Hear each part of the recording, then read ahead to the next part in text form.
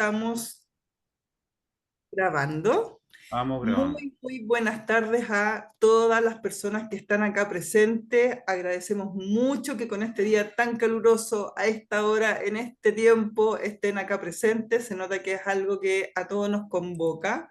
Este, este espacio y este tema que vamos a tratar hoy día, esta situación en los establecimientos de larga estadía en relación a las personas mayores.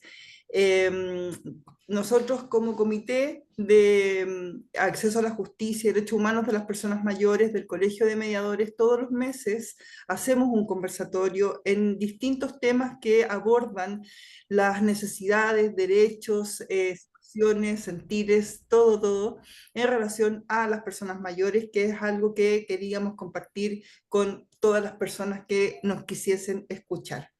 El día de hoy tenemos a una gran invitada, pero voy a partir por presentar a nuestro moderador, participante también del Comité de Personas Mayores del colegio, don Pedro Díaz, quien es antropólogo social de la Universidad de Chile, mediador comunitario vecinal, magíster en resolución alternativa de conflictos, actualmente con una cantidad de actividades de la Secretaría de Personas Mayores de la CUT, también miembro del coordinador del Círculo de Intergeneracionalidad de la ANEF, etcétera. Así es que paso a dejarlos inmediatamente con él para que pueda dar la bienvenida y el pase a este gran conversatorio. Muchas gracias. Buenas tardes a todos y todas, sobre todo los colegas del Colegio de Mediadores, y estamos muy contentos de esta convocatoria y esperamos que se cumpla y se va a cumplir el objetivo de esta temática. Pero antes que empezar y con el permiso de Yamilés, quiero recordar que hace una semana hubo ¿cómo se llama? Se hizo la elección de la nueva directiva del Colegio de Mediadores y una de las personas elegidas está aquí y se llama Pamela Ponce, que va a ser parte del directorio nacional del Colegio de Mediadores, así que estamos muy contentos que ella comparta esa responsabilidad tan importante para todos nosotros. Así que queremos darle un aplauso a ella por haber salido, porque yo creo que desde aquí, del Comité de Derechos de las Personas Mayores, vamos a darle mucho impulso al Colegio de Mediadores y agradeciendo también el papel que cumplió el directorio saliente, particularmente la Varina Penco, que muchos de ustedes la conocen y ha estado en muchos de los espacios de reflexión que tenemos en estos conversatorios mensuales. Dicho lo anterior, nosotros invitamos a una persona, una amiga, una profesional destacadísima. No sé la edad de ella, pero cuando veo su rostro y veo su currículum, yo no sé cómo pudo haber hecho todo lo que voy a contar ahora, que son sus antecedentes laborales, académicos y las actividades que ha desarrollado hasta ahora. Bueno, ella se llama Yamilé Granizo, es profesional, voy a leer algunas de sus antecedentes. Ella es experta en el área de salud, encargada del área de personas mayores en el eje salud pública del Comité de Prevención de la Tortura, que más adelante vamos a referirnos. Y actualmente es presidenta de este comité. Es doctora en salud pública del Instituto Nacional de Salud Pública de México. Tiene una maestría en estudio de género y cultura de la Universidad de Chile y el título profesional de matrona. Las matronas se han hecho bien populares este último tiempo. Tenemos una diputada, una presidenta ¿cómo se llama? De la Cámara de Diputados. Parece que es una profesión que está dando mucho, ¿cómo se llama? Mucho aporte en nuestro país. ¿Eh? ¿Qué otros antecedentes? Además, ha realizado diversos estudios de posgrados, diplomado de Cultura de Derechos Humanos y Protección de Salud en México. En la universidad, en París, en una universidad que se llama Universidad para Pierre et Marie Curie, París 6. No lo entendí eso del 6, pero a lo mejor ya miré nos va a explicar. Y tiene los siguientes diplomados que me parecen interesantes referir.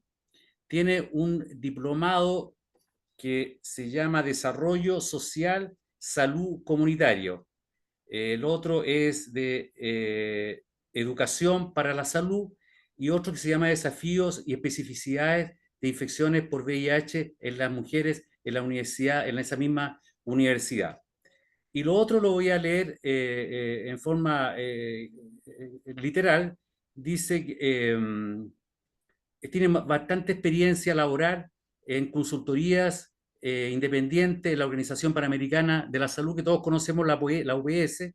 Se desempeña también en el Ministerio de Salud de Chile como asesora técnica en los departamentos de ciclo vital y promoción de la salud y encargada de la participación ciudadana en FONASA.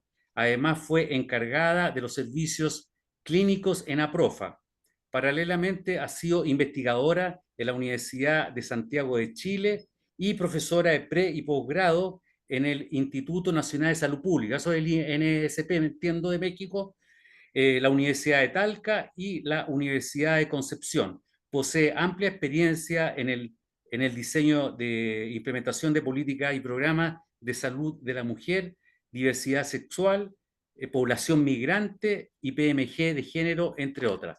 En realidad, la experiencia, Yamile, que está expresada acá y seguramente muchas más, nos convence que en realidad tú tienes una trayectoria re interesante que nos complace que compartan en esta oportunidad. Bueno, como lo dijo la Pamela, el conversatorio de ahora se va a focalizar en un tema que todos sabemos muy importante en estos momentos para las personas mayores en Chile, que son los establecimientos de larga estadía de las personas mayores, que es una realidad que muestra algunas oportunidades, pero también algunas falencias. Bueno, todos sabemos que en Chile existen 3 leyes que están relacionadas con las personas mayores y que seguramente van a ser un aporte para esta población. Todos sabemos que está la ley de pensiones, que es la que tiene más controversia, pero obviamente puede ser un aporte importante. La otra es la ley de envejecimiento digno, activo y saludable, que yo creo que es la que está más cerca de arribar a ser publicada después de una larga agenda de discusión legislativa. Y por último está la ley de cuidados que justamente el presidente de la República enfatizó en su última cuenta presidencial. Así que dentro de todo ese contexto está la situación de las personas que viven en estos establecimientos y que el Comité de Prevención de la Tortura supervisa, controla, no sé si controla, pero supervisa, observa lo que pasa en esos establecimientos. Y antes de que Yamilé se refiera a este tema, vamos a pasar un video sobre lo que es el Comité de Prevención de la Tortura, que seguramente algunos la conocen, pero queremos tener una información general para todos ustedes. Y después de eso, le dejamos el micrófono a Yamilet para que se refiera a este importante tema. Pamela, me parece que tú vas a dar el video este. Así que veamos este video que refleja.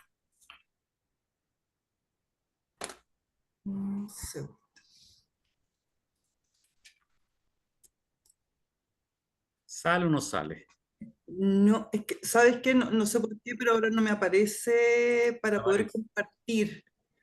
Em, pero yo estoy de hospedadora, pero no me aparece para poder compartir. Ya. Em, ¿Puedes ver, Yamilet, si es que tú... No. Bueno, esto siempre pasa. La ley de Murphy son Mm, también leyes disculpen. que surgen. Así que nos disculpan. Pero parece que está. Ya, ahí está. Ahí está. Ya, hay que ampliarla nomás.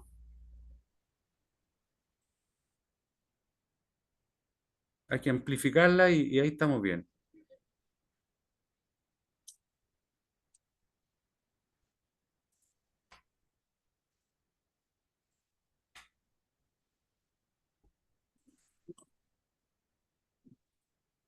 Ahí parece. Ahí. Parece que falta El audio. el audio, eso. Uf. Se ve muy bien, pero falta el audio.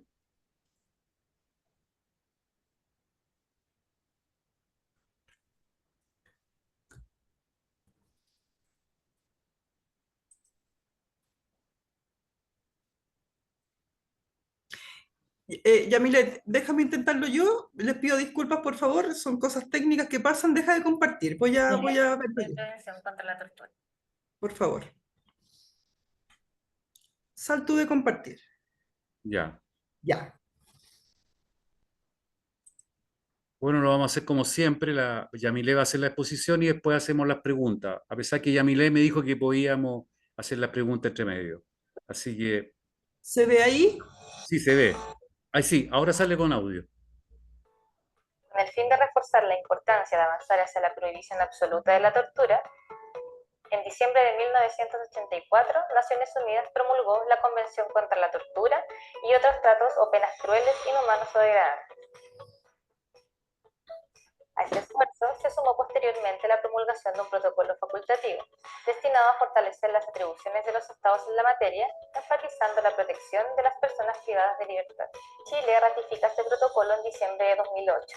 Sin embargo, debieron transcurrir 11 años para la promulgación de la Ley 21.154, que crea el Comité de Prevención contra la Tortura. Desde mayo de 2020, el comité entra en funcionamiento, consolidándose como una nueva institucionalidad de derechos humanos. Nuestro comité es una magistratura del convencimiento con alcance nacional e internacional, puesto que nuestro foco está centrado en el diálogo y en la promoción de medidas de prevención que puedan ayudar a evitar cualquier expresión de violencia estatal en los diversos lugares de privación de libertad, tanto de custodia como de cuidado. Nos distingue ser una institución que trabaja para resolver a corto, mediano y largo plazo los factores de riesgo que puedan estar asociados a situaciones de maltrato en estos contextos. El CPT pone en valor la voz de las personas privadas de libertad, que generalmente son las que se encuentran en mayor situación de vulnerabilidad.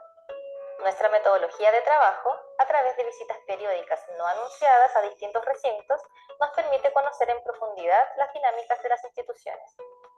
Esta mirada se enriquece al intencionar conversaciones con diferentes actores, como las personas que se encuentran privadas de libertad, sus familiares, el personal de custodia, autoridades, entre otros. Luego de cada visita, el Comité para la Prevención de la Tortura entrega un informe de los hallazgos y estándares de derechos humanos, enfatizando las obligaciones del Estado en la materia.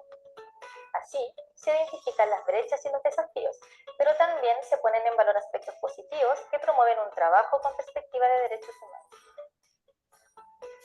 En cumplimiento de su mandato legal, el CPT se ha desplegado por todas las regiones del país, visitando en estos 3 años más de 200 recintos de privación de libertad en sus 5 áreas de trabajo: penitenciaria, función policial, personas mayores, niñez y adolescencia, salud mental, además de sus 2 ejes transversales, de salud pública e interculturalidad y grupos de especial protección, logrando visibilizar de esta forma los principales hallazgos, desafíos y buenas prácticas de cada lugar. Si quieres conocer más detalles de nuestro trabajo y descargar el último informe anual, puedes ingresar a mnpt.cl. Súper bien. Bueno, algunas personas escucharon más o menos nomás, pero felizmente parece que, no sé si Pamela mandaste tú el link para que después lo vea con mayor. Está en Claro, el está WhatsApp, en la en el página chat. web para que Y lo puedan ver. Bueno, como Marcela dije ahorita lo anteriormente, acaba de enviar también. ya, súper, para que lo vean. Pero en general este comité efectivamente observa distintas situaciones que son de interés público. Bueno, como lo dije anteriormente, la idea es que Yamilet ponga, ella dijo que podía tener un intercambio más dúctil con cada uno de nosotros, así que Sí. bueno, Yamilet, el micrófono es tuyo y todos estamos atentos A lo que puedo compartir. al tema. Ya. Ya, Yamilet, Bueno, de nomás. muchas gracias. Parto dando las gracias por la invitación, por esta instancia, por todos los que están aquí presentes.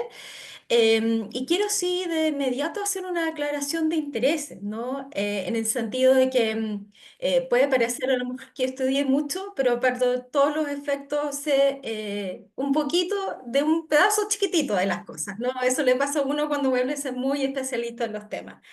Y para esta ocasión vamos a abordar los hallazgos que nosotros hemos encontrado en las visitas de monitoreo que hacemos precisamente en los llamados LEAM, que son los establecimientos de larga estadía para personas mayores, y que sin duda, muchos de ustedes, incluso cuando veo algunos saludos que nos dicen dónde están, los lugares que trabajan, uno dice, esto se puede complementar al hablar de las personas mayores, de la vida, su experiencia, de distintos lugares. Entonces, en ese sentido, espero ir avanzando un poco las dimensiones y también dar espacio para que podamos conversar e incluso dar la posibilidad de que podamos salirnos también de, ¿no? de lo que es solamente el cuidado de los desafíos que pueden ser mucho más desde la privación de libertad. O sea, cuando uno dice privación de libertad, estamos olvidando a personas que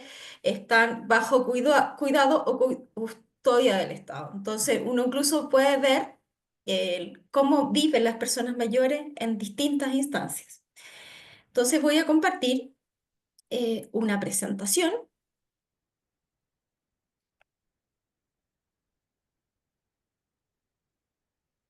Espero esté siendo vista. ¿Sí? Se ve, Ahí se ve bien, ahí está ampliada. Ya. Está ok. Algunos datos generales yo creo que es bueno considerarlos siempre a propósito de lo que motiva esta conversación, ¿no? Es que en las proyecciones de población en nuestro país eh, dicen que al 2025 el 32% de la población serán personas mayores. En ese seremos personas mayores, ¿no? Entonces, para muchos lo que estamos aquí es hablar también de nuestro futuro, o sea, enfrentarnos a una situación eh, y también desde las políticas públicas o ponerlo en perspectiva de cómo podemos mejorar este gran desafío que se viene. Actualmente sabemos que existen solo 20 recintos de larga estadía para adultos mayores que son públicos, digamos que depende de la red de Senama, distribuidos en 14 regiones. Cuando uno revisa las regiones vemos que Tarapacá todavía no tiene ELEAM públicos y Ñuble tampoco tendría. Eh, Más a estos 7 a estos 20 hay que agregar 7 que dependen de una institución que lleva muchos años, que es CONAPRAM. Pero como ven, la oferta, el número, es muy poco para la cantidad, digamos, para la demanda que hay. Em, y en este sentido, cuando nosotros en el comité, ya desde que empezamos a funcionar y a hacer visitas monitoreo, hemos visitado 9 recintos, distribuidos en las regiones que ahí aparecen: Antofagasta, Valparaíso, la región metropolitana, el Maule, los lagos, Aysén. Un hallazgo que es, digamos, de hacer búsqueda de antecedentes, nos hemos encontrado que solo el 72,4%, esto es un dato del año 2022, tiene una resolución sanitaria al día. Y esto es bastante complejo porque cuando un ELEAM, o una residencia para personas mayores, tiene una resolución sanitaria, quiere decir que cumpliría, ¿no?, con un mínimo estándar. Y que tenemos en este caso un buen porcentaje que no la tiene. Y muchas veces esos centros son los que uno no sabe dónde funcionan y cómo funcionan. Eh, Felizmente nos hemos dado cuenta que no son los establecimientos públicos los que no tienen resolución sanitaria. Pero es un antecedente importante considerarlo, porque muchas veces después podemos ver que en las noticias aparece que hubo un incendio en determinado lugar donde hay personas mayores y lo que suele pasar es que no tienen una resolución sanitaria.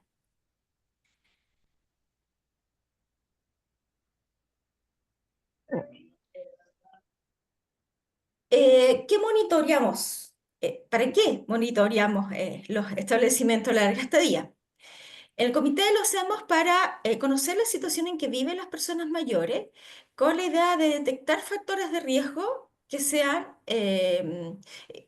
como ese factor que va a propiciar situaciones de vulneración de derechos, ya sea tanto para constituir malos tratos o tortura. O sea, nuestra labor es netamente preventiva. ¿sí? Un poco a diferencia de lo que hace tanto el INDH o la Defensoría de la Niñez, que ellos tienen atribuciones que tienen que ver con la promoción y la protección de las personas. O sea, eso dicho en simple, nosotros no hacemos querellas, no llevamos casos particulares. Eso no quiere decir que nosotros si llegamos a encontrar casos, los debemos derivar a las instancias correspondientes.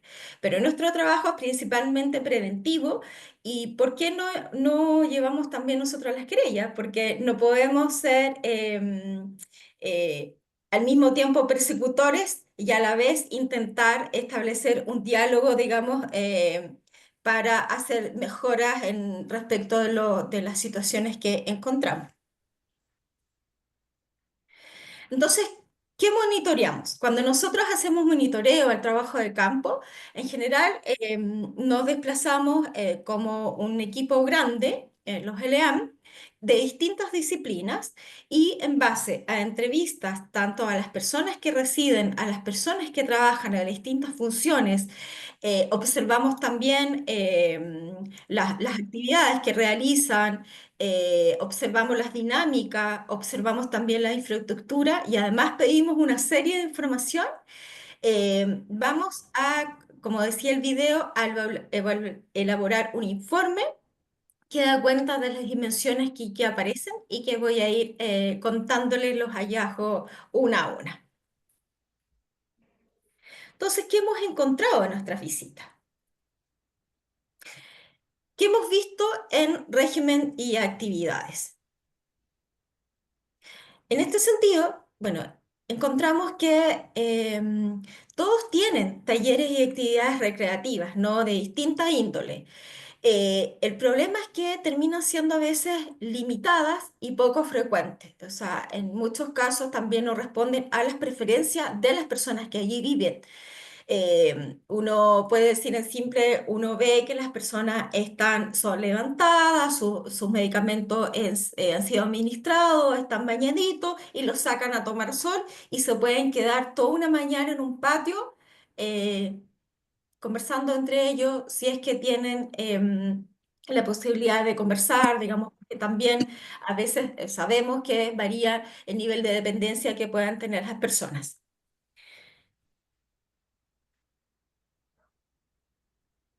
Contacto con el mundo exterior.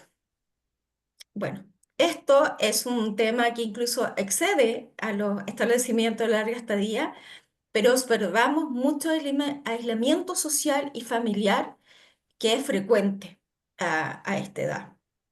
O sea, muchas personas en los LEAM que dependen de Senama, muchos de ellos están también ahí porque no tienen más familias que se hagan cargo. Entonces, incluso a veces los que se han hecho cargo y han hecho todos los trámites, a veces incluso terminan siendo un familiar lejano o incluso algunos vecinos. Nosotros cuando hicimos monitoreo, por ejemplo, en la región del Maule, observamos que nos encontramos con personas que eh, habían trabajado toda su vida en los fondos de la región y que nunca hicieron una vida propia. Entonces después cuando ya eran adultos mayores, tenían algunos problemas de abuso de alcohol o estaban muy solos, eran los dueños de los fondos quienes iban y hacían las gestiones para ir a dejarlos a los OLEAM. Entonces, ahí uno se puede encontrar con distintas también situaciones que dan cuenta, digamos, de este aislamiento social. Lo mismo también incluso en la región metropolitana. Observamos que hay personas que, bueno, los hijos no están en buena relación con los hijos, con otras familias, y se quedan solos y quien termina haciendo los trámites, digamos, para que puedan ingresar a un establecimiento, terminan siendo trabajadores sociales de atención primaria salud, por ejemplo. Entonces, en términos generales, se ve con preocupación que son limitadas las oportunidades para que las personas puedan interactuar entre ellas. Y como les decía, las visitas familiares y amigos son muy poco frecuentes. O sea, las personas en los LEAM están muy solos. En términos de unas prácticas, también destacamos que hemos visto que hay algunos ELEAM, sobre todo aquellos que dependen de administración municipal, que logran vincular a las personas que viven en ELEAM con los talleres para adultos mayores que existen, por ejemplo, en la municipalidad. Por ejemplo, si hay un campeonato de bocha en la comuna, las personas adultas mayores de un LEAM pueden ser un equipo y nos hemos encontrado con algunos campeones de bocha, por ejemplo, o cuando tienen presentaciones en los liceos, en el área de cultura, muchas veces van a hacer presentaciones a los LEAM, pero eso se da preferentemente cuando existe una articulación entre el establecimiento y la oferta, digamos, comunitaria. Y que eso es mucho más difícil cuando es un ente privado, digamos, el que da, quien administra estos lugares. En términos de condiciones materiales, si bien en términos generales están en buen estado de aseo, o sea, son limpios, la alimentación también es considerada de buena calidad y adecuada, tanto a lo que necesitan. Muchas veces las personas mayores necesitan que la comida sea molida por problemas de devolución. Eso en general es atendido. Y cuando dicen que es de buena calidad, son las mismas personas quienes lo dicen, ¿no? Sí hemos observado algunos desperfectos en términos de ajustes, ¿no? A veces hay muchas camas en algunas piezas, por ejemplo, aquí vemos 3 camas, pero perfectamente acá por espacio, a veces dicen ponemos 4, pero después se encuentran con el problema que no puede circular una silla de ruedas porque el espacio no lo da. O lo mismo puede pasar con si tenemos un catre clínico, ese catre no puede salir por la puerta porque la puerta es más angosta que el catre. Bueno, en ese sentido también, sí algo que aparece con mucha frecuencia es que las personas expresan sentir falta de privacidad, sobre todo cuando van a bañarse o vestirse y en las circunstancias en que les toca, digamos, compartir habitaciones, que es la mayoría de las veces. En salud, vemos que de una parte hay una promoción más activa, digamos, de las personas mayores. O sea, si bien en los establecimientos de larga estadía que existen los equipos de salud y trabajan en los planes de atención integral e individual, y eso lo trabajan como equipo de salud, vemos que las personas residentes no siempre dan una opinión sobre esa atención integral, sobre ese plan, ¿no? Entonces, termina siendo todas las decisiones tomadas en términos de los profesionales y no de los residentes, que son las personas a quien les afecta directamente.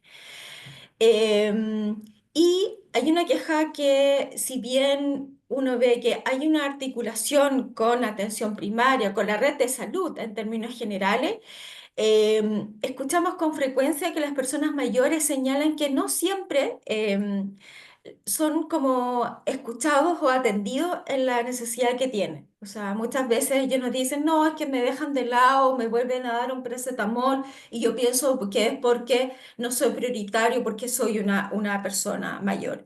Entonces, lo que le genera a las personas mayores es desconfianza con el sistema, porque es como me van a llevar de nuevo y no voy a tener una solución. Eso también suele pasar y que uno pudiese decir que eso es una discriminación si efectivamente esto es tomado como las personas mayores nos relatan.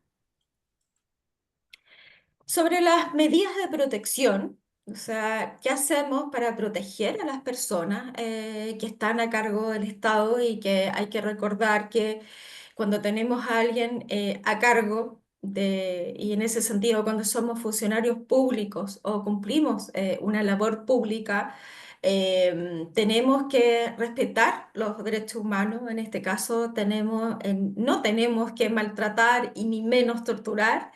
Tenemos la obligatoriedad de también proteger a las personas, ¿cierto? Y vemos que los LEAM los mecanismos para realizar reclamos de denuncia no están muy claros. O sea, en general lo que todos nos dicen que los reclamos son canalizados directamente con el personal, lo que necesariamente puede llevar, digamos, a una distorsión, ¿no? Porque si le afecta a un profesional que es el colega, puede ese reclamo terminar en nada, depende de un tercero. Hemos visto que muchas veces los LEAM, ante eventuales malos tratos, lo que suelen hacer es desvincular o no renovar los contratos, sin ni siquiera hacer una investigación, que es lo que corresponde, ¿no? Porque sabemos que ante una vulneración de derechos, esta debe ser denunciada y investigada por los organismos que correspondan. No le corresponde en este caso a las jefaturas de un establecimiento interpretar si hay, digamos, un delito o no. Pero sí tiene la obligatoriedad de denunciar. Entonces, en ese sentido, seguimos detectando necesidades de capacitación y instancias más de orientación en los temas de derechos humanos y prevención de maltrato. Em, En temas de trato, bueno, vemos que en general, sobre todo cuando uno va, el trato lo valora como amable, respetuoso, pero cuando empezamos a hablar con las personas aparecen relatos de malos tratos, principalmente que tienen que ver con maltratos verbales, ¿no? Con algún maltrato psicológico o descuidos en algunos cuidados, digamos. Y que vamos a también a intentar después dar algunos ejemplos más concretos. En este mismo sentido, vemos que las contenciones físicas y farmacológicas, si bien siempre hemos visto que son autorizadas por el personal médico, vemos que la aplicación varía significativamente.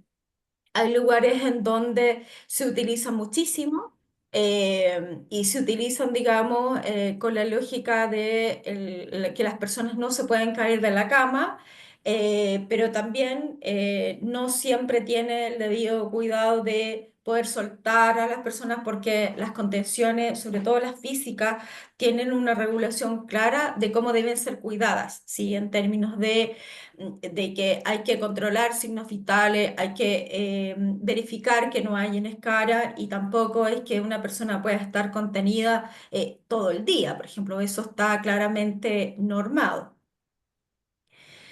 Y un punto importante que vemos en gestión de personal y los establecimientos, que es que cuando uno habla del cuidado de las personas mayores, hablamos de mujeres que tiene una gran sobrecarga laboral y emocional, porque también muchas veces son mujeres que llevan mucho tiempo trabajando en nuestros lugares, que también cuidan a otras personas en sus casas y que ganan poco. Entonces, yo siempre he conversado, digamos, con los trabajadores y ellos mismos dicen, mire, yo sé que uno no debe maltratar a una persona, yo no lo tengo que gritar, y lo sabemos, ¿no? Ese es un acuerdo, un mínimo común. Pero me han dicho, pero fíjese que cuando ya llevo mudando 5 personas mayores y me quedan 5 y he tenido un turno largo, estoy tan cansada que ya ni siquiera reflexiono. Entonces ahí uno puede decir, si bien el maltrato no se justifica bajo ningún contexto, pero sí lo explica. Entonces, es importante tener eso en cuenta porque Pedro nos hablaba de cuando hablamos de una ley de cuidados. Entonces, la pregunta es, ¿cómo cuidamos a los que cuidan? ¿No? Es una pregunta que aparece muchas veces. Porque este es un factor de riesgo para que ocurran malos tratos, eso sin duda. Y también hemos encontrado muchas veces problemas en el clima laboral, o sea, una alta conflictividad entre los cuidadores, principalmente, porque son quienes están con una mayor demanda de trabajo, digamos, a quienes les toca estar ahí en primera línea y que esto repercute también en las en las relaciones que se dan y en el ambiente que se da, no tan solo laboral, sino también hacia el trato de las personas. Respecto a autonomía, si bien vemos que en general a las personas se les permite poder decidir cuándo a veces levantarse, si quieren o no asistir a los talleres, entre otras actividades, tienen esa posibilidad, ¿sí? No es que todo sea tan reglado que ahora se levantan, ahora se acuestan, si alguien que se sienta un poquito más cansado quiere seguir durmiendo, en general los dejan, ¿sí?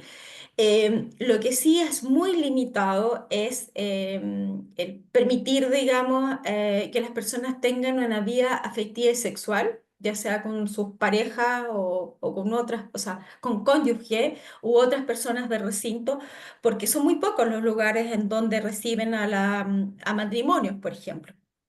Porque no tienen muchas veces no tienen la infraestructura para aquello.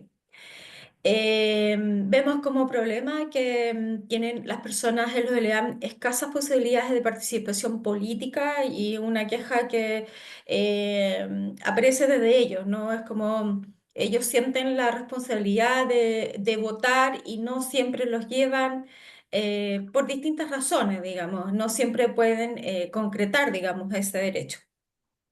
Y hay un punto que también es bastante conocido y que si bien nosotros no hemos encontrado un caso directo de abuso patrimonial, sí vemos y sabemos que los LEAM retienen entre un 80 y un 100% de las pensiones. Y eso tiene, digamos, afecta lo que puede ser la autonomía de las personas, porque el resto se les permite que manejen un poco de dinero que en algunos lugares las personas lo gastan obviamente para gastos propios. No recuerdo en uno del ELEAM donde había una señora que una vez al mes le gustaba ir a la peluquería. Ella, eso era lo que le gustaba. En otro lugar, a otro señor le gustaba ir al mall y cuando se pagaba le gustaba comerse un completo con bebida. Em, pero claro, si las personas no tienen un porcentaje de dinero que puedan manejar, ese tipo de gustitos que uno pudiese decir que no sería posible. Entonces, esto afecta, digamos, el uso de sus recursos y que incluso si a veces esos dineros no son controlados, también podrían constituir un riesgo para el abuso patrimonial. Y bueno, también recordar que en términos generales nosotros, si bien hacemos estos hallazgos, por cada uno de estos hallazgos nosotros hacemos recomendaciones al lugar que visitamos y también al lugar, a Senama, al Ministerio de Salud, según la recomendación, digamos, de quien dependa el nivel de resolución. Eh, y lo que hemos visto es que efectivamente uno puede abordar una cultura de un trato digno para las personas privadas de libertad, ya sea en este caso las que están bajo cuidado del Estado.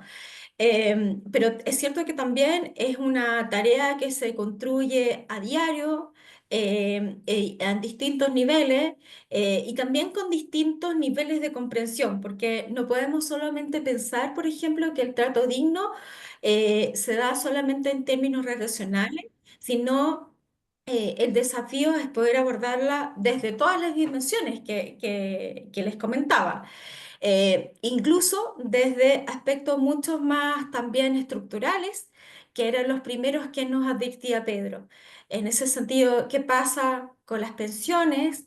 ¿Qué pasa con la educación, ¿no? Con la formación de cómo se forman, por ejemplo, los cuidadores, cómo se forman los geriatras, o cómo se desarrolla también la investigación en gerontología, cómo construimos espacios más saludables y mucho más amables con las personas mayores.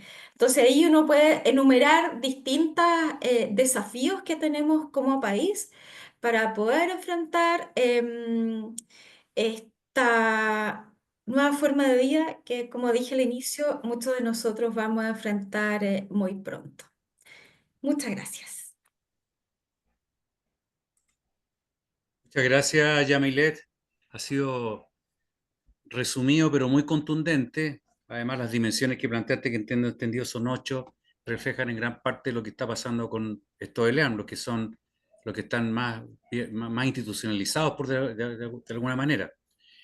Así que bueno, la idea es que la gente haga preguntas, haga comentarios dentro cómo se llama, es cierto, que sea lo más resumido posible. Pero ya tengo dos preguntas de Joana que las quiero, que está en el chat tan planteadas, así que para iniciar esta intercambio cómo se llama, de opiniones. La Joana nos pregunta de qué manera se financia y de qué manera se financia y qué forma lo ELEAM.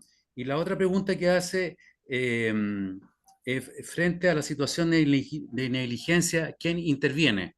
Esa es la pregunta que hace Sí. Joana. Primero, y otra persona hace una pregunta que no la anoté acá, sobre el tema que hay no me acuerdo la persona, pero pregunta lo siguiente: hace 2 años está esperando un cupo en los ELEAM, y ¿qué pasa con esa situación? Eso quizás 3 preguntas para iniciar esta conversación. Yamilet. Sí, voy a partir con una que estoy mirando de acá y que es un paraguas para lo que viene. Ya. Isabel me pregunta cuando menciono privación de libertad, ¿qué significa? ¿Sí? En la definición privación de libertad son aquellas personas que no pueden salir cuando quieren de un lugar, ¿sí? Y en ese sentido tenemos dos grandes grupos. El grupo que está bajo, el grupo de personas que está bajo cuidado del Estado, y en este sentido están los niños y niñas bajo protección, que en este caso corresponde a Mejor Niñez. Están las personas adultas mayores en el EAM. Están también las personas que están en recintos psiquiátricos. Y también uno puede decir las personas que están en campamentos humanitarios, por ejemplo, como en Lobito, en la región de Tarapacá. Ellos no pueden, están bajo cuidado, no pueden irse cuando quieran, ¿no? Y también el otro grupo es bajo custodia y que ahí está asociado, digamos, cuando hay un delito, digamos. En este caso uno puede decir los jóvenes infractores de ley que están en los OSIP-CRC, las personas que están en recintos penitenciarios, en donde también hay adultos mayores. Y también pueden ser aquellos que están en lugares de detención más provisorios, como son las comisarías tanto de carabineros como de PDI. En este caso, nosotros abordamos lo que pasa con adultos mayores solo que están bajo cuidado en los ELEAM y en los ELEAM en particular, que son públicos que dependen del Servicio Nacional de Personas Mayores. Esa es una primera introducción, digamos que ¿sobre quién financia los estados? Bueno, hay ELEAM que son públicos y hay otros que son privados. Los privados, como su nombre lo dicen, se paga directamente con el dueño, digamos, del ELEAM. Y en eso uno ve que hay distintos precios, pero no son baratos. Y los públicos, el otro grupo, que yo le decía los 20 LEAM, reciben financiamiento del Estado a través de Senama. Y también tenemos otro grupo, como el caso de los hogares, los ELEAM de CONAPRAM, que reciben un financiamiento mixto, pero que en su gran mayoría también termina siendo plata del Estado de parte de Senama y reciben, por ejemplo, CONAPRAM también recibe de la Polla Chilena de Beneficencia, también recibe recursos desde ahí. Em, Eso sobre el financiamiento, sobre negligencia. En caso de negligencia, siempre lo que hay que hacer es la denuncia. En un caso de negligencia o un maltrato, hay que hacer la denuncia a quien corresponda. Y en este caso, en nuestro país, se hace a, a las policías o a Ministerio Público, ¿sí? Y son ellos los que activan la investigación de los hechos. Por eso yo les decía que no es conveniente, no es lo mejor que cuando nosotros observamos que ha ocurrido algún maltrato, antes de aclararse los hechos, las personas son desvinculadas. Pero esas son las instancias donde hay que acudir. Alguien me comentaba sobre, bueno, el tema de las listas de espera para entrar a los LEAM. Son Postulaciones, claro, muy porque se demoran largas, tanto. sí, efectivamente son muy largas. E incluso tienen un desafío muy grande porque no, como les decía, los cupos no son tantos, o sea, son pocos y la demanda es alta. Entonces, incluso a veces hemos visto que hay personas que están en situación de completa soledad y que de Arica ya no quedó otra y tuvieron que llevarlo a Puerto Natales, por ejemplo. Y claro, desde la mirada de vulneración y de derechos humanos uno dice, eso no debería ser porque hago un desarraigo completo, o sea, no es solo desarraigarlo de las personas que podía conocer, si es que no tenía familia, probablemente tenía vecinos, alguien que, pero también de otros factores culturales, ¿no? Se imaginan a alguien que vivió toda su vida en el norte y que de pronto tiene que irse al frío del sur, o sea, al final de su vida eso es muy duro para ellos. O sea, de hecho, estoy pensando en una visita que hicimos también a Punta Arenas y veíamos que había un señor que era de Chiloé. Y él decía que no era Punta Arenas, que no era Magallanes, que era de Chiloé y que no le gustaba ese lugar. Entonces, hay que también cuidar el tema del desarraigo. Y claro, ahí para cuidar eso es que habría que aumentar los cupos en las distintas regiones y faltan muchos cupos todavía. Y otra Em, pregunta, Yamile, que se refiere a la supervisión. Entiendo que las preguntas eran relacionadas no con ustedes, sino que las supervisiones que podrían hacer, me imagino que Senama, otras instancias públicas, cada sí. cuánto se De desarrolla. supervisión, de La otra, supervisión, sí, ya, de supervisión, ¿quiénes supervisan como tal? Senama y también supervisan la Seremi de Salud, ¿sí? perfecto. Esos son los principales eh, supervisadores, ¿sí? Y que en ese sentido también la Seremi de Salud puede cursar multas, digamos, en caso de que no se esté cumpliendo en algunos aspectos sanitarios. Eso lo hacen, ¿sí? También hay otras formas de otros monitoreos que si bien uno diría no son fiscalizaciones, como la que hace, la que puede hacer en este caso Senama o la Seremi de Salud, son más bien supervisiones. Eh, Ahí yo diría que podemos mencionar está el Instituto de Derechos Humanos y está el Comité para la Prevención de la Tortura, como organismos, digamos, que están, digamos, mirando estos lugares y que podrían hacer recomendaciones, porque cabe destacar que no existe como un órgano que, así como existe en las personas con discapacidad, como enfermedades mentales, no existe un órgano propio, digamos, ¿sí? Que esté a cargo de mirar lo que pasa en los LEAN, que es lo que está previsto también la ley de envejecimiento saludable, ¿sí? Porque ahí hay una de las indicaciones que lo que propone es que pueda existir una comisión que en este caso se encargue de supervisar también estos lugares en términos de vulneración de derechos. Perfecto. Otra pregunta que se hacía por ahí, que era importante si existían facilidades o presencia de servicios espirituales para las personas. No sé si ustedes lo detectaron y lo valoraron. Sí.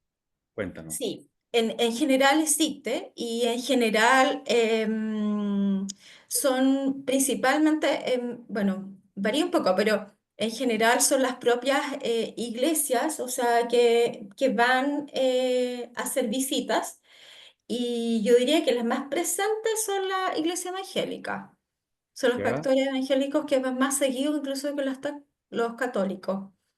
Vimos también que en algunos, como se encuentran personas que no tienen familia, tienen espacios en donde también puedan como puedan velar a la persona ahí para que los acompañen. Pese a que también nos mencionaban que a veces era tan duro porque todos Todos quedan emocionalmente muy afectados porque decían, me va a tocar a mí, me va a tocar pronto a mí, pero también cuentan que valoran positiva esa iniciativa porque es como despidan al amigo, ¿sí? Y cuando esa instancia se da de parte de las de los residentes es bien valorado. Obviamente que yo creo que ahí también debiese existir más un acompañamiento al duelo, ¿no? Que no sea solo como, no, ya está aquí, vengan, se sientan, sino que también poder abordar las emociones de las personas y que también se les dé ese espacio para que hablen de lo que significaba esa persona para ellos, porque es eso, o sea, se les va un amigo. Y eso.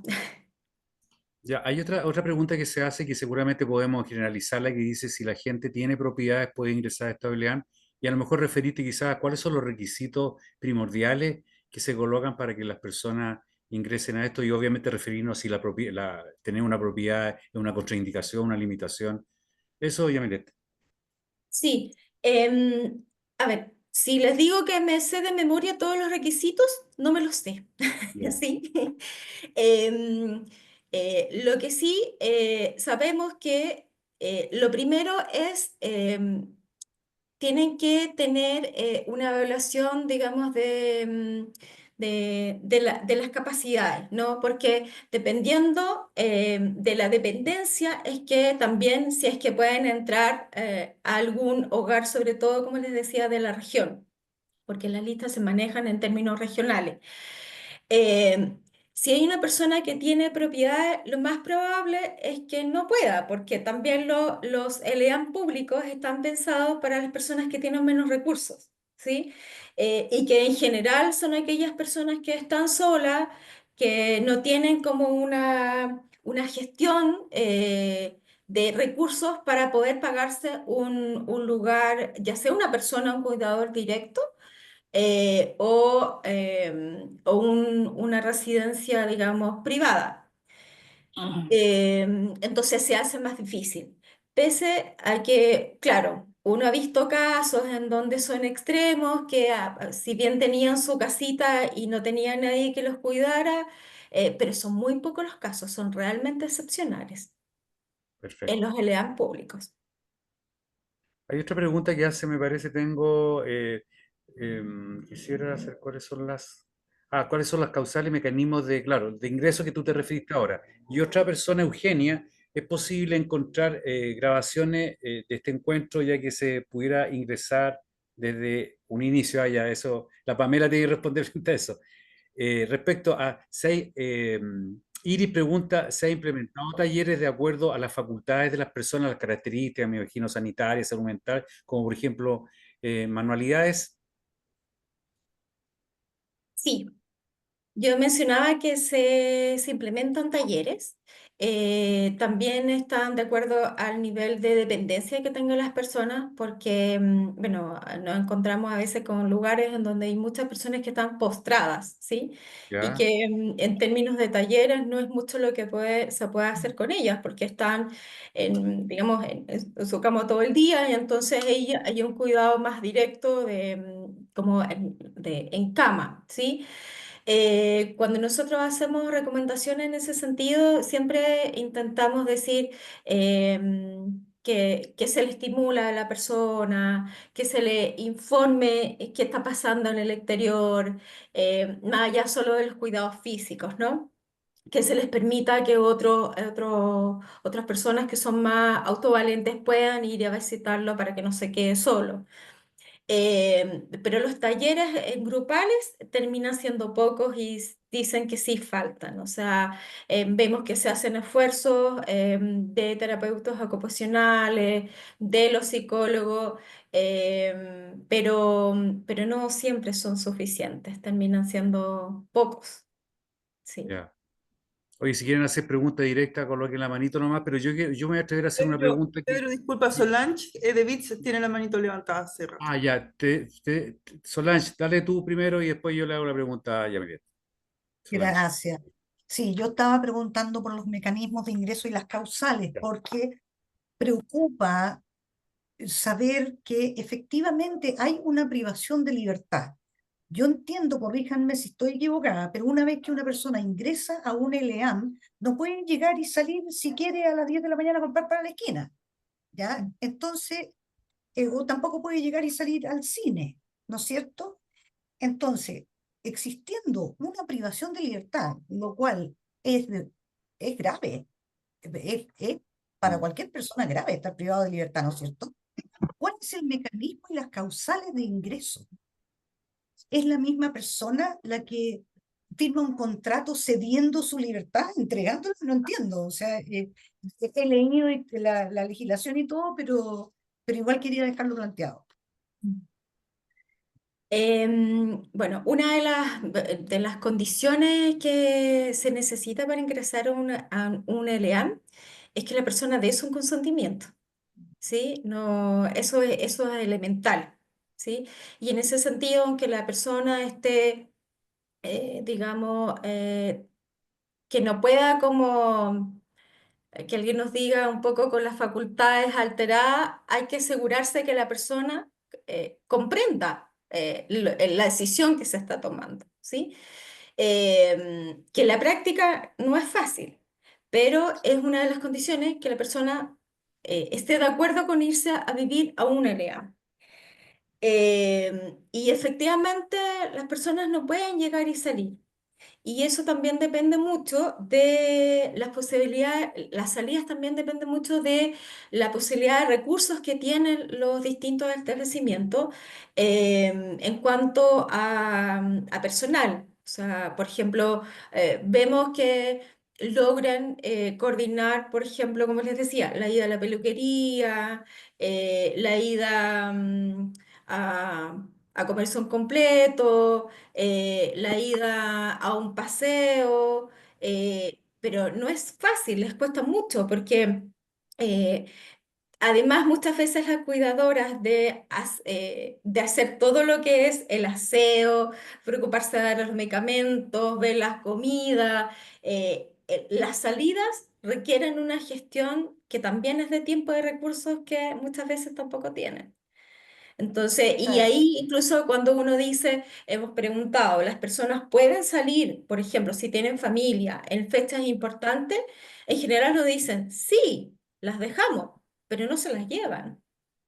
Por ejemplo, en el matrimonio de algún miembro de la familia, en una Navidad, un Año Nuevo, no se las llevan. Porque eso está Sí, vinculado a entiendo. uno de los hallazgos que yo comentaba, las personas que se quedan solas, se van quedando Entiendo, solas. entiendo. Perfecto. Sí, la preocupación mía va por el lado contrario, de gente que quiere salir, que quiere irse y no pueden. ¿Se han Ya. encontrado ustedes con esas situaciones? Mm, No que yo recuerde, así, o sea, recuerdo a alguna persona que se quería ir, por ejemplo, el señor de Chiloé, pero él tenía una condición de salud eh, que uno decía no será propia de más bien de la condición de salud, porque parecía ser que estaba como más bien tenía como un trastorno de salud mental, una descompensación, que yo no podría decir esto alude a que la persona se quiere ir de todas maneras, digamos. Entiendo. Nunca hemos visto un caso así flagrante de que, mire, me están vulnerando, ¿sí? No lo hemos visto. Porque si lo vemos, Hace tenemos años que gané un recurso de denunciarlo. amparo. Yo hace años Claro. gané un recurso de amparo ¿Ya? en contra, pero previo a los ELEAM. Fue antes que se publicara la Convención sobre los Derechos de Ujú, Personas Mayores, que fue el ujú. 2014. Antes de la Convención de los Derechos de las Personas Mayores, no, perdón, Derechos de Personas con Discapacidad. Eh, la de los adultos mayores, esa es la del 2017. Discapacidades 2007. Ya. 2014 interpuse un recurso de amparo en contra de un hogar. En esa época eran hogares, no eran ELEAME, Sí. y lo gané. Lo gané. La señora no quería estar ahí, la habían internado por un contrato que firmó el hogar, era un hogar privado, con la hermana, con una certificación de una psiquiatra que Ujú. decía que ella tenía demencia, pero nunca la había conocido siquiera. Entonces, yo encuentro que hay un área gris, ya que creo que sería como interesante conversarlo, no sé si hoy día, pero Sí. que tiene que ver con esta concepción de esta persona parece tener un trastorno mental, entonces no le vamos a hacer mucho caso en el fondo, porque eso es discriminación. Sí. Claro. Sí, sin duda. Y a propósito de esta reflexión, estoy pensando que los filtros que tienen los LEAN públicos son mucho más exhaustivos que los que tiene una residencia privada. Es Entonces, bien yo creo posible. que esos casos de donde se van de manera forzada es la zona oscura que yo creo uno va a encontrar en los lugares privados en Eh, donde además, como les decía, suelen estar los ELEAM que no tienen autorización sanitaria. Entonces, como no tienen autorización sanitaria, no existen. Y como no existen, nadie los ve. No, uno no sabe dónde están. No lo sabe el Senama tampoco. No, se desconoce, digamos, funcionan bajo sus propias reglas.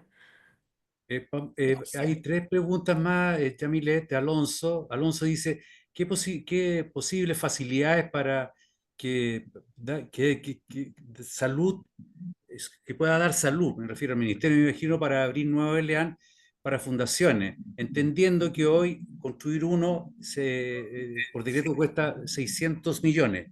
Mismo Alonso pregunta, ¿existe alguna sensibilidad, y eso parece que la Solana también se estaba refiriendo, del legislador para apoyar las fundaciones que hoy atienden a adultos mayores en el EAM para que aumenten sus hasta ahora limitados cupos? Y por último, tengo una duda, dice la Isabel, los ELEAM son para personas que no son autovalentes física o, voy para abajo, voy a preguntarlo de nuevo. Tengo una duda. ¿Son para personas que no son autovalentes física o mental? En el caso mental, ¿bajo qué condiciones se obtiene la autorización de privación de libertad? Esas son las tres preguntas. Sí. Si se te olvida ya, Milela, las podemos ver aquí también. ¿Ah? Ya, a ver, bueno, hay una materia sobre la cual yo no manejo el detalle porque yo no trabajo en el ejecutivo.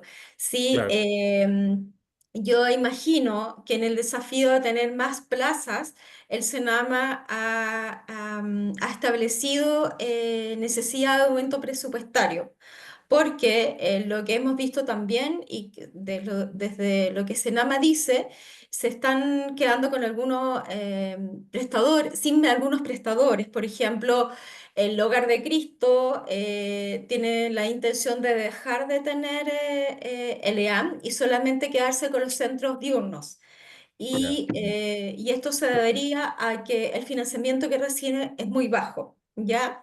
Esto se lo digo sin tener, digamos, el detalle de las solicitudes presupuestarias que ha hecho, por ejemplo, Senama para poder aumentar el cupo o aumentar los cupos y en este sentido también aumentar digamos, el dinero por cada una de las personas que van a estar en los LEA. Claro. Los Eh, centros, disculpa, los centros de uno son los que las personas mayores van durante el día y sí, obviamente su costo es bastante más barato porque la hotelería no corre ahí, claro. claro, claro. Y que es un modelo que en algunos países está probado que por lo menos en lo que es envejecimiento activo saludable tiene muy buenos resultados. Claro, y Em, evita la inquietud que plantea Solange, porque ahí obviamente hay una tremenda sí, libertad que de cada claro, persona. y también eso vinculado a la otra pregunta que nos dicen Acá, si es ya, que son personas baja, autovalentes. mamá. ¿Qué pasó? ¿Alguien me Hay llamó? alguien que tiene el Ah, audio encendido, por favor, si es que lo pueden sí. apagar. Claro, parece que Eh, alguien está en sí, otro nos proceso. preguntaban si las personas no son autovalentes físico o mental. Hay distintos tipos. Hay ELEAM que tienen cupos para personas solo autovalentes. Hay otras que son, yo diría, mezclados, ¿sí?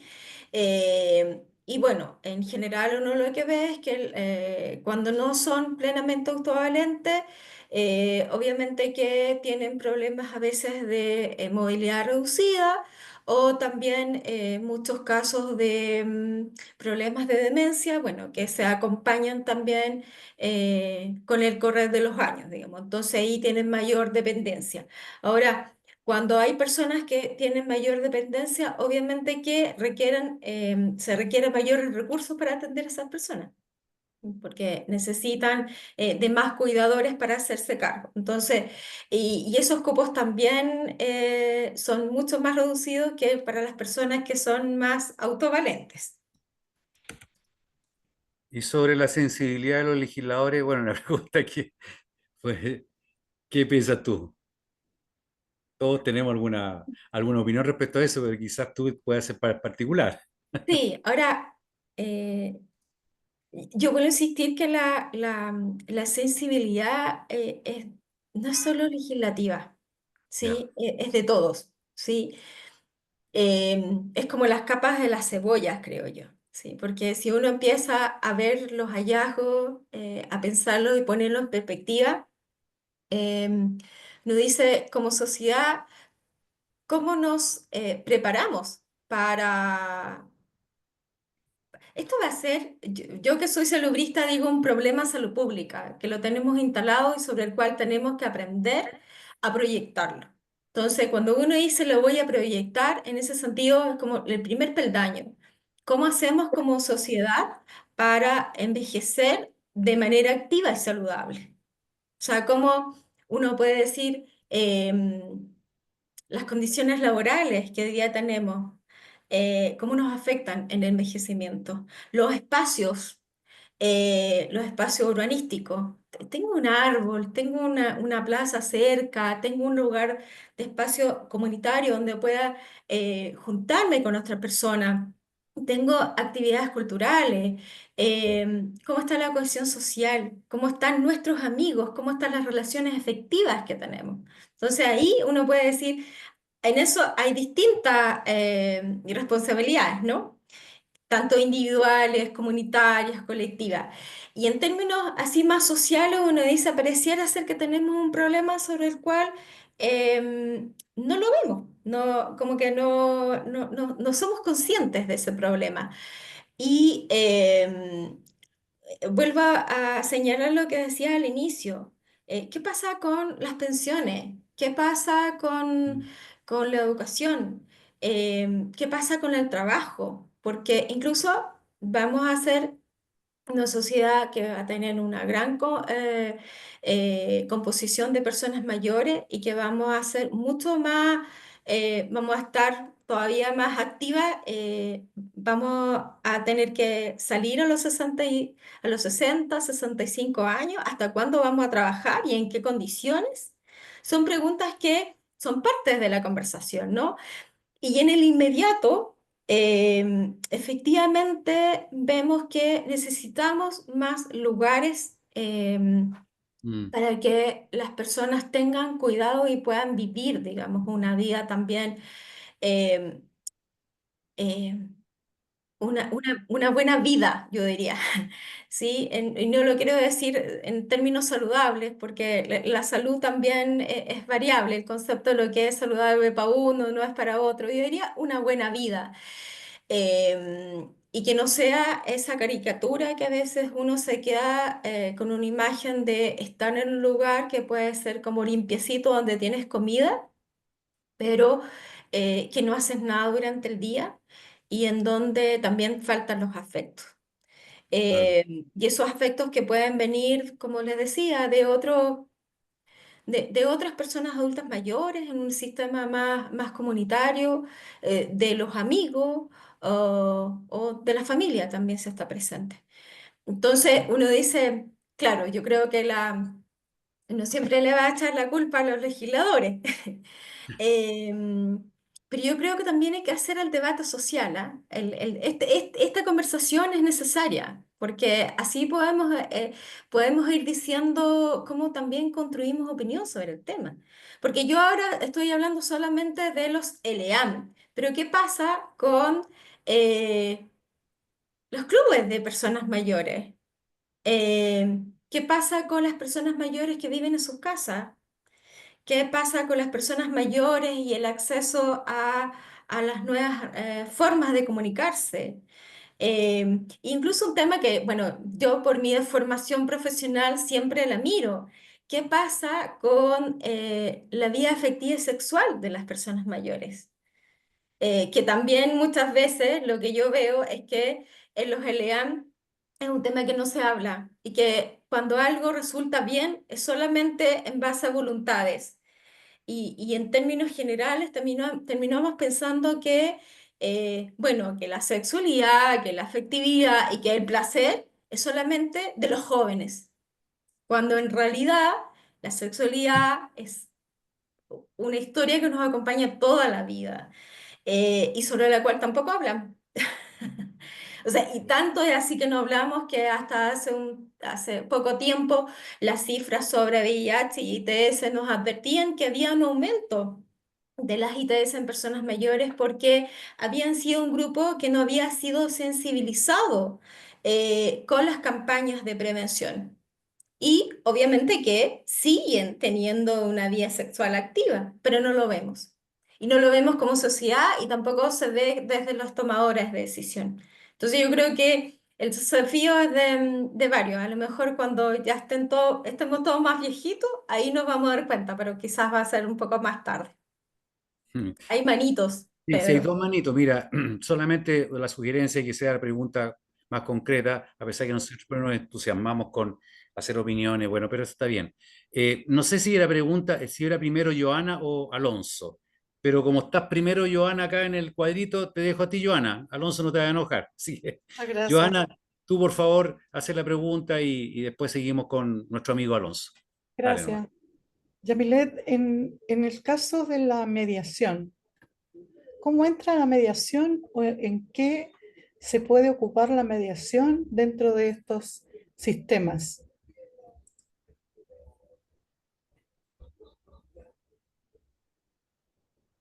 Eh, Yamilet, ¿te puedo ayudar? sí, de hecho les iba a decir precisamente que También. ustedes son los expertos en ese tema. Sí, Joana, Sí. te comento, nosotros invitamos acá a la experta en esta área, pero claramente no, ella no puede saber ni ver todos los espacios relacionados con las personas mayores. Y de ahí, sí, nosotros como comité hemos trabajado mucho, sobre todas las instancias que se verifican en torno a las personas mayores. Y estas temáticas sí se pueden resolver por medio de la mediación. Se pueden resolver porque estamos hablando de temáticas que abordan situaciones a nivel familiar y que muchas veces cuando estamos frente a este conjunto de personas que por lo demás hay que tener presente que muchas veces las personas involucradas también son todas personas mayores o muchas, no solamente la persona mayor de quien estamos hablando y que está en el ELEAM o está en su casa o está en alguna parte, digamos, es la persona mayor. También hay otras personas mayores que están también en estos espacios y que es bastante complejo de abordar. Sin embargo, es muy viable y nosotros como mediadores consideramos que es la fórmula de poder lograr llegar a acuerdos, porque en el fondo lo que preguntaban también hace un ratito es qué es lo que pasa cuando hay una persona que tiene deterioro cognitivo o que es autovalente. Entendamos que los ELEAM tienen para distintas personas en torno a su situación de salud.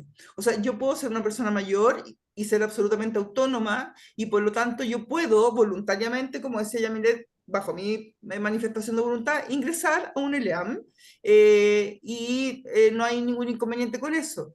El punto está en cuando comenzamos con ciertas circunstancias que implican falta de movilidad, que implican posible deterioro cognitivo o un deterioro cognitivo ya más complejo, hay que ver a qué LEAM se ingresa, porque no es a cualquiera, dado que dependiendo del grado y circunstancias que esté viviendo la persona, va a significar que va a tener que ingresar a un LEAM que corresponda con las características y necesidades de esa persona.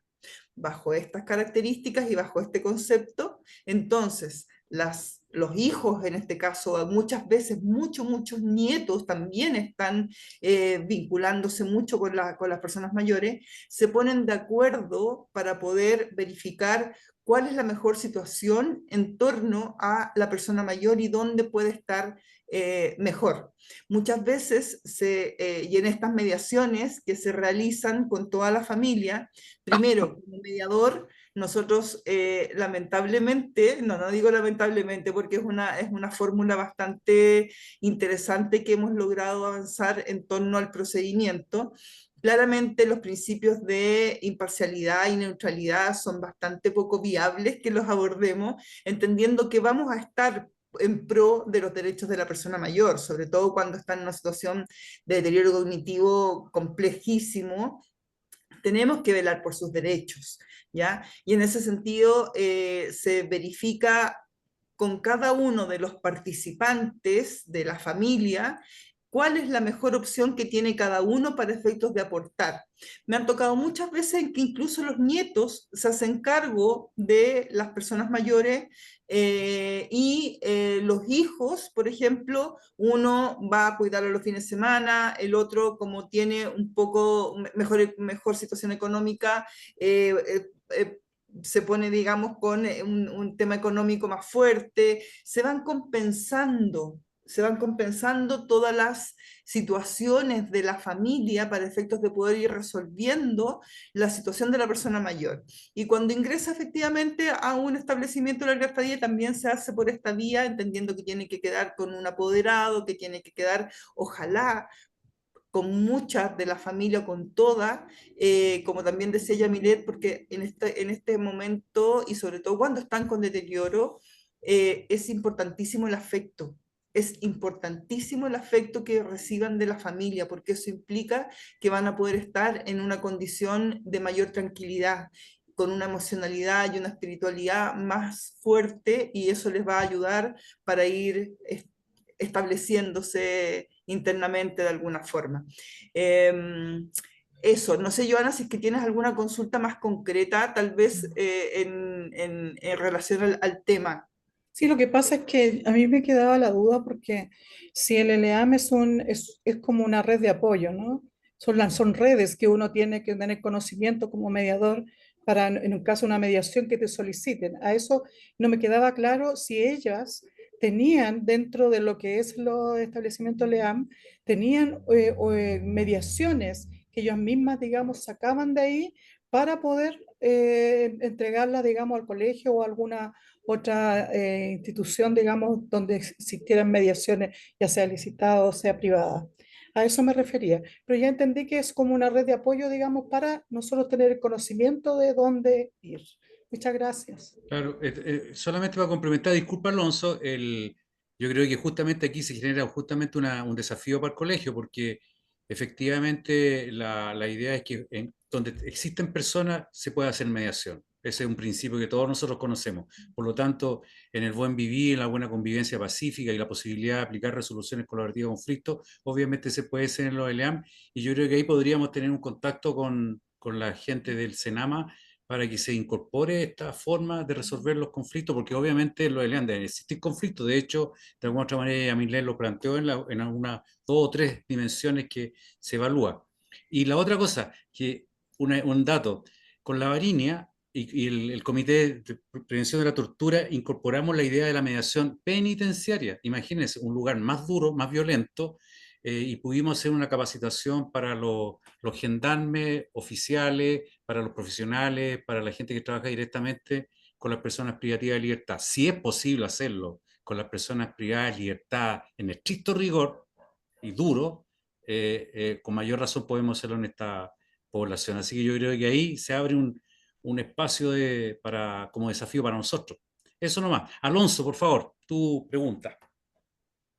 ¿Me escuchan? Sí, te ¿Me escuchamos, escuchan Alonso. bien? Ah, ya. Muy bien. Buenas tardes. Buenas tardes. Bueno, entendiendo de la gran necesidad que existe de mayor cupo en ELEAN, especialmente de ELEAN sin fines de lucro, ¿ya?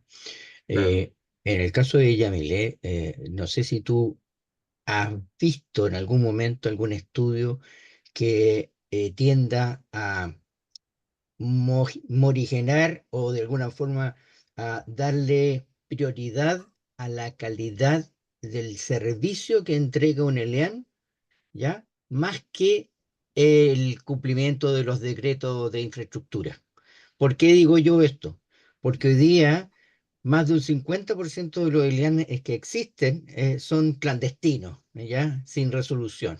Y es muy difícil. Entonces, pero uno como familia, ¿qué necesita? Oye, necesito que me lo cuiden. Yo no puedo pagar 1.600.000 o 1.000.000 u 800.000 pesos, que supongo que debe ser más o menos uno acreditado. Pero sí conozco a esta señora que cuida a adultos mayores, tiene 3 adultos mayores y está preocupado de ellos, y hace actividades con ellos y ellos están contentos, se sienten bien ahí, ¿ya? Y yo quiero llevarlo ahí. ¿Es posible, volviendo un poco a la mediación, de que ustedes de alguna forma, entre el servicio de salud, ¿ya? Y estos dueños de LEAM puedan de alguna forma llegar a conversar y no con la presión hoy día que existe desde el servicio de salud? Ah, no, usted no cumple porque, no sé, tiene 2 pisos, no tiene ascensor, o porque le faltó la barandita. Pero las personas están felices ahí, están bien atendidos, no hay olor a, ¿ya? Entonces, uno dice, bueno, oye, ¿por qué le ponen tanto al tema de la infraestructura si a mí lo que me interesa es que él esté contento? ¿Ya? Y a pesar de eso, los cierran o los obligan al final a migrar. Eso. A ver, esta también es materia de competencia de otro, de otros actores, no del comité. Pero bueno, existe el decreto 14, que es el que habla de cómo deben ser las condiciones sanitarias de los ELEAM y sobre el cual las Seremi de Salud fiscalizan y dan las autorizaciones sanitarias, que tal como comentabas, Alonso, decreto 14 está fundamentalmente centrado en infraestructura. O sea, es como no en las dinámicas de los lugares.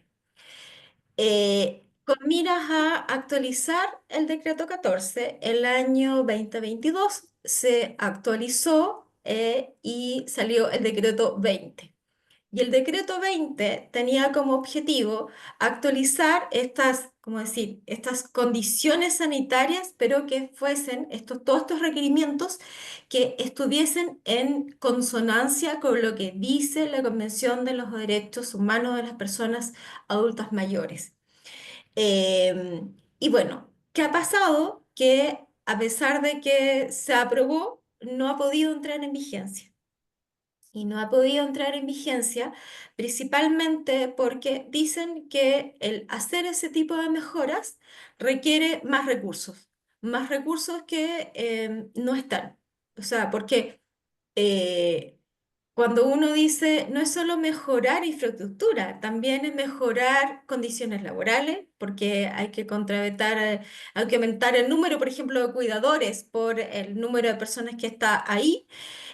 Hay que tener más actividades, más talleres, y para eso también hay que tener talleristas y hay quienes hay que pagar. Entonces, todavía no hemos visto cómo se va a implementar. Porque sin duda, claro, es un avance que viene a mirar algo más que solo la infraestructura, sino que lo mira en la lógica de poder dar cumplimiento, como decía, a la Convención de Derechos Humanos de las Personas Mayores. Ahora, yo no sé qué conversaciones tiene en este caso Senama con algunas residencias que efectivamente pueden ser más chiquititas y que pueden ser otras formas de dispositivo de cuidado, y que a lo mejor también pudiesen entrar, digamos, como en la oferta programática. Em, Así como estamos, yo creo que lo peor que puede pasar es que estos lugares no se sepa dónde están, ¿sí? O sea, yo creo que para poder mejorar algo tenemos que saber que existe. Entonces, va a llegar un momento en donde a lo mejor vamos a tener tantas residencias que están funcionando de manera clandestina que van a tener que tomar otras medidas. Y obviamente que ante la necesidad de que esas personas no pueden quedar en la calle, a lo mejor se va a tener que buscar una medida intermedia. Ojalá nos demos cuenta de eso antes de que tengamos esos problemas o que nos encontremos con vulneraciones de derechos más grandes. Disculpa, y puedo agregar, Claro. el tema del Alzheimer es un tema catastrófico, porque hoy día también muchos ELEAM no reciben gente con Alzheimer, ¿ya? Y eso también limita mucho. Entonces, al final, ¿a quién recurre uno? Especialmente si no tiene los recursos. Mm.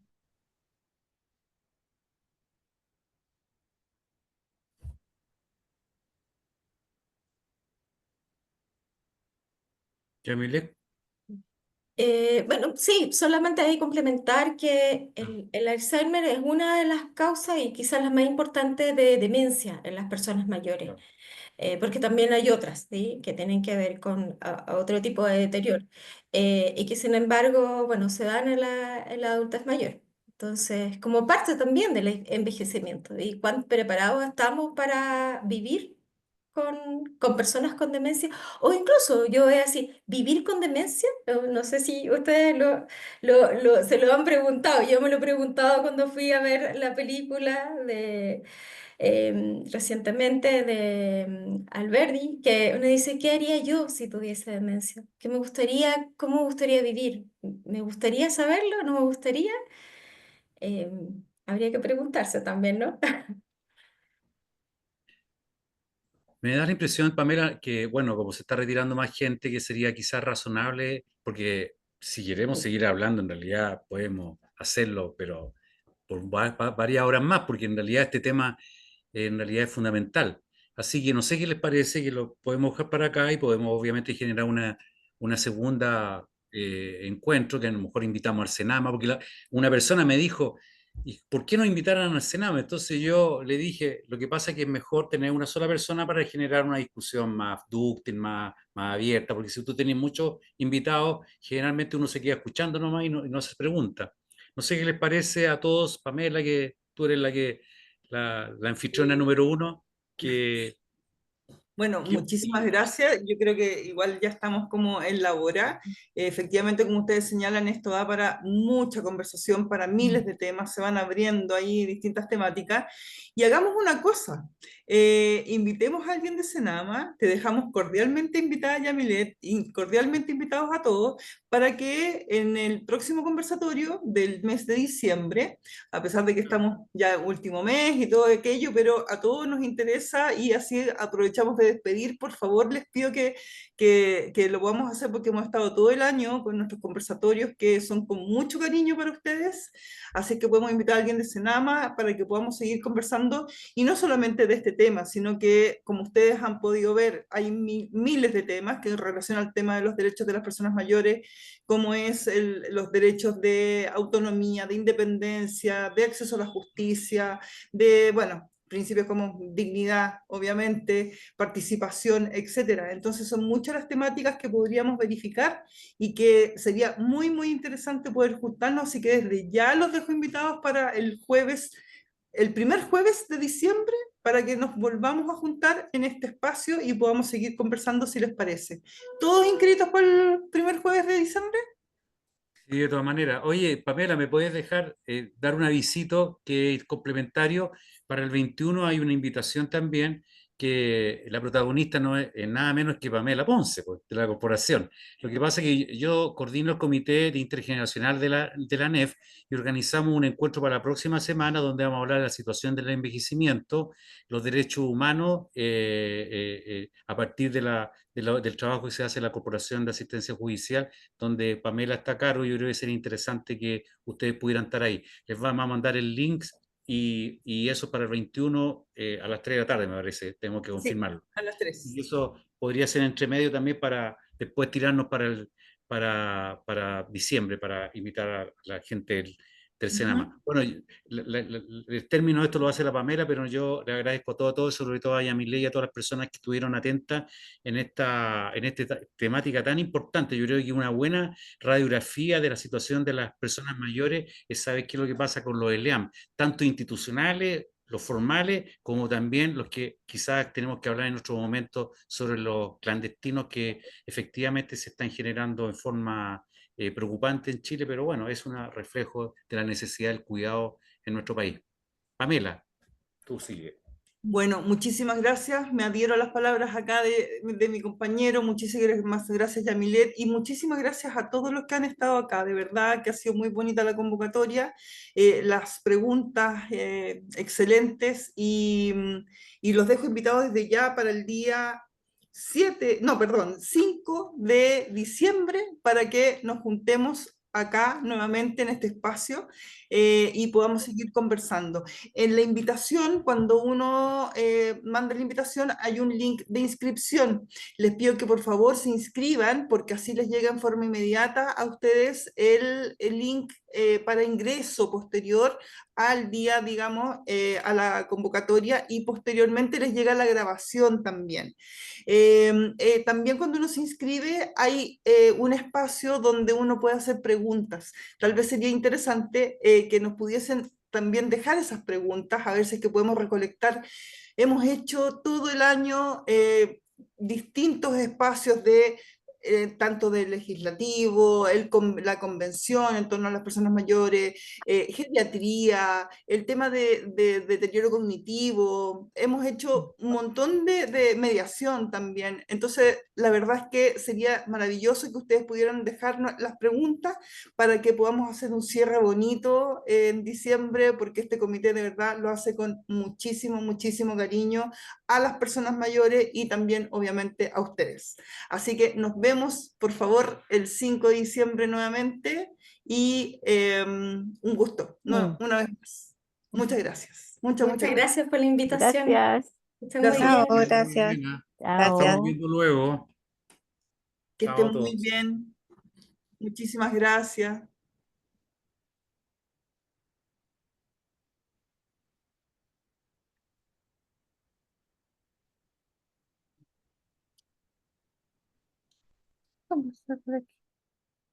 Ah, Juan Domingo también estaba.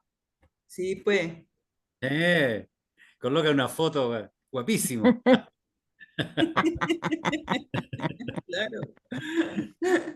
Ah, Oye, estuvo bien convocado en general y el comité muy presente, ¿ah? Sí, por súper supuesto. bien. Sí, Y mucho, con mucho. ¿cómo se llama? La dinastía nueva, pues, con usted. Ahí. Más encima. No, el Muy comité la bien. lleva, la lleva. Sí, pues.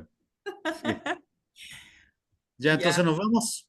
nos vamos. Un Ya. abrazo gigante. Ahí Que estén Pame, conversamos. te voy a llamar por teléfono. Dele.